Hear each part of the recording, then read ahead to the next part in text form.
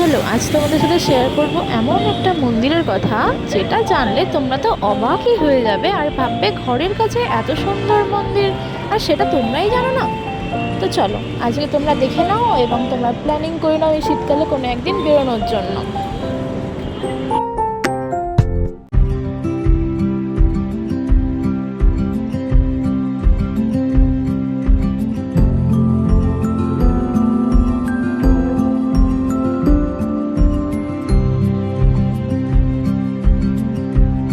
তো চলো আজকে তোমাদের নিয়ে চলে গেছি যাদবপুরের কাছেই একটি ভারত মাতার মন্দির।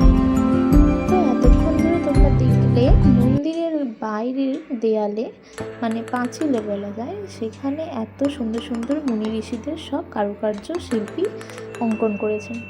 তো এবার চলে আসি মেন গেটে।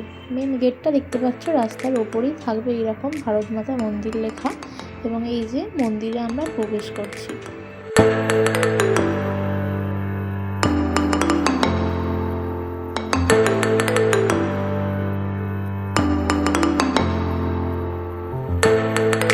তো দেখো আমরা ঢুকে পড়েছি, আর ঢুকে পড়েই আগে কিন্তু মাকে দর্শন করে নিয়েছি।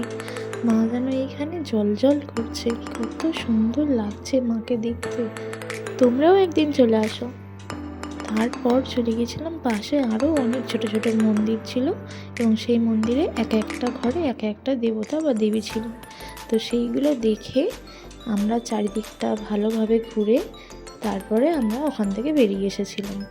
এখানে দেখো ঠাকুরমশাই পুজো করছে, যেহেতু গেছিলাম আমরা সন্ধ্যের সময় সেই জন্য।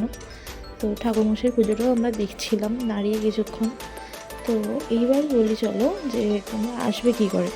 যাদবপুর থেকে গড়িয়ার দিকে যে অটোগুলো আসে সেই অটোতেও আসতে পারো, বা যাদবপুর ইডবি বাস স্ট্যান্ড থেকে তোমরা হেঁটেও আসতে পারো। তো চলো আজকে ভিডিওটা কেমন লাগলো আমাকে অবশ্যই জানাও। টাটা।